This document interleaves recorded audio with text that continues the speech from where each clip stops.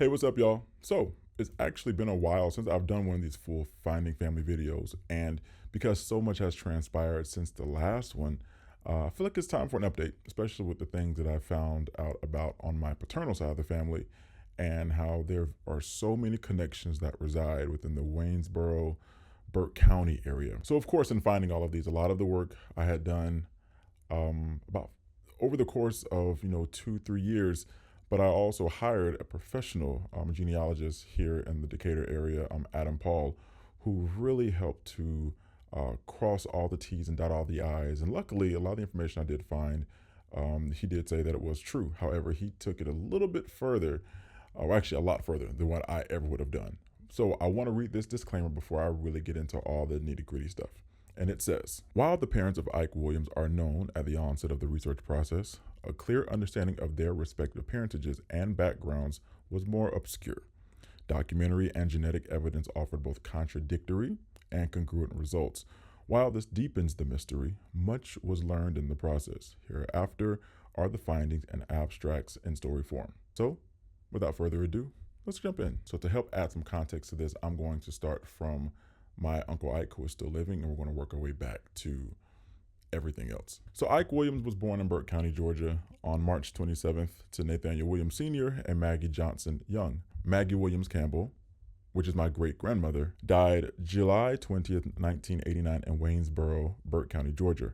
Her death certificate records her as having been the daughter of Hurst Young and Inez Johnson. She was born January 27, 1909, and she is currently buried at Third Chapel Baptist Church in Burke County. I'm so used to giving honorifics, especially to my elders, but I was told that Grandma Mag actually preferred to be called Mag.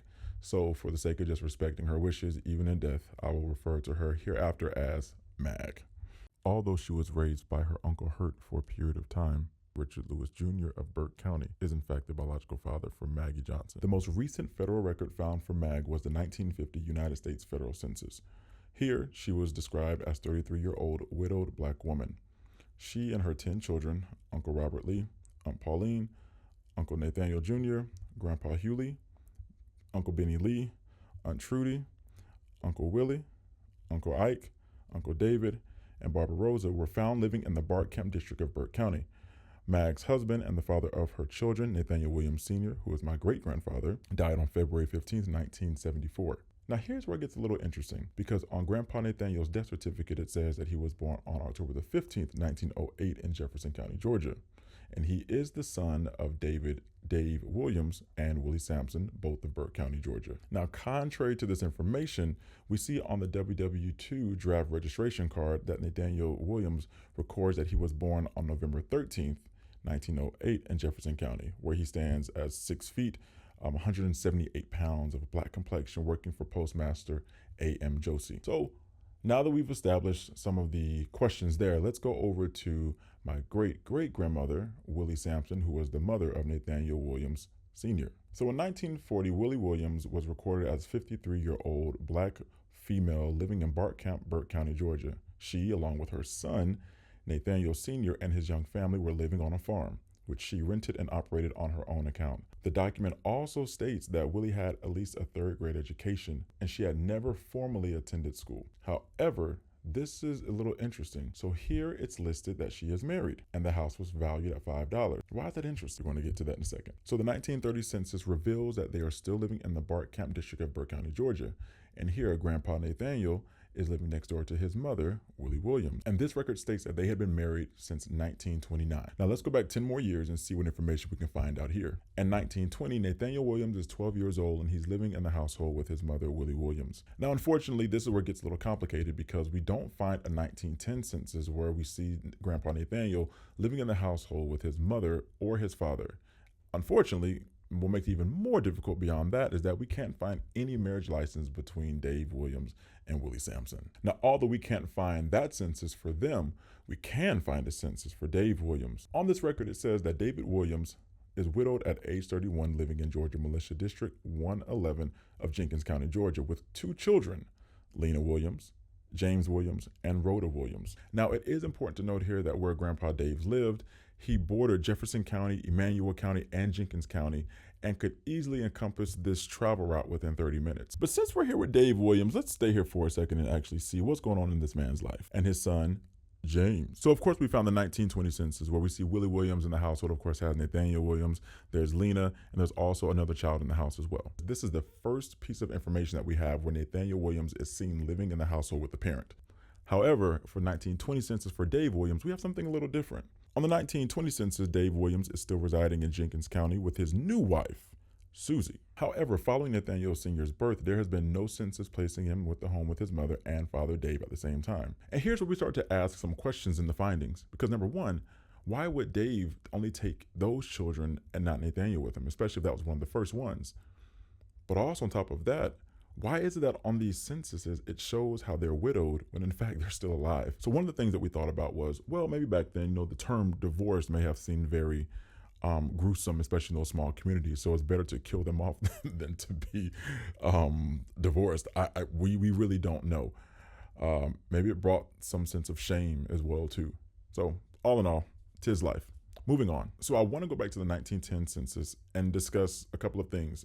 Like number one, who in the world is Rhoda Williams? So the U.S. Security Application and Claim Index lists David Weston Williams as having been born in Burke County, Georgia on November 17, 1976 to the union of Weston Williams and Rhodey LaFeast, or Rhoda Jones LaFeast. We'll get to the complication of the surnames in a little bit. The 1880 census places David, documented as Devie, in Georgia Militia District 61 of Burke County, living in the home with his parents Weston, documented as Western, at age 30, and Rhoda, documented as Rhodey, at age 30, with his siblings Meade, Ellen, Sarah, Catherine, Sydnia, and Homer. And so by analyzing the contents of the 1870 federal census, we notice that Weston and Rhoda have 3 children in the household: Weston, Sarah, and Lewis. So the complication with slavery and the bestowment of these surnames on these enslaved Africans presented some challenges.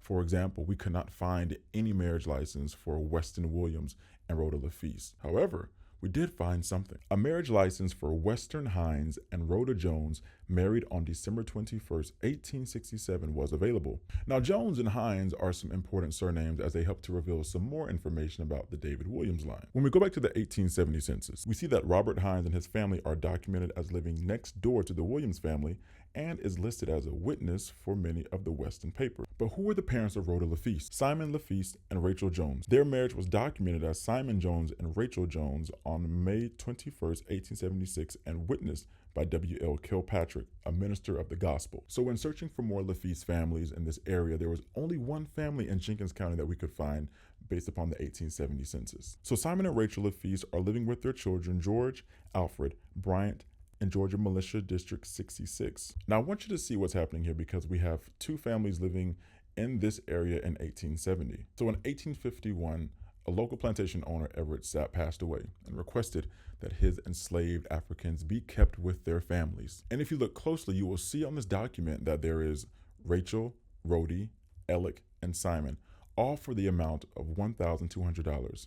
But however, if Sapp was the enslaver, how in the world did these people get the surname Jones and LaFeast? If you look closely, you will see that William P. Jones is listed as the signer of the will, and he also later married Sapp's daughter. So what happens is Jones takes Sapp's property and keeps them until the 13th Amendment is passed. And so by that point, they are free. At least we would like to believe that, right? Needless to say, after all of that, we see that these African Americans have now legalized their unions. And as you can see, that Fitzpatrick is on both of these marriage licenses. I wonder what his significance was in the county, outside of, just watching people get married. Okay, now that I've read all of that, one thing about it, the DNA never lies. And I'm so grateful that my Uncle Ike, he fulfilled the Ancestry kit, and we've been able to find so much more information about our family line, because he also mentioned that because his father died when Uncle Ike was young, he didn't really get to know him and know much about his father's history. The DNA has showed us a lot of new information. Let me read this to you. The Jones family of Burke and Richmond counties are the likely origin of these shared connections, though a slim chance persists that there's another likely explanation, chiefly being that Charles Hammond, or his brother John, could have been the biological father of Nathaniel Williams. though the fact that both men, David Williams and Charles Hammond, were the sons of women who had been enslaved by the Jones family of Burke County, a more distant relationship cannot be ruled out. What I share with my family whenever I was revealing the information about our lineage is that there's always more than one truth. There's a family that brings you into the world, there's a family that raises you, there's a family that you create, and we can't rule these things out. When doing DNA, you have to keep an open mind because sometimes, or most times, especially in these small communities, in African American circles, we tend to have a lot of these intermingling relationships that don't always come out in verbal conversations, but it comes out in the science. Needless to say, it doesn't mean to degrade anyone, but the truth is the truth, and we have to honor that. And so my goal and my job is to be as honest as possible and respect everybody's truth, but also to bring some light into the world as to how we came to be. So DNA is always so fulfilling to me, but it can also be a little nasty and a little sticky at times. However, if you want to know the truth, we got to do the work. All right, so part 2 of this is coming soon to see if Charles Hammond is in fact the biological father to my great grandfather. And if so, we have some more information for you. Have a good one, y'all.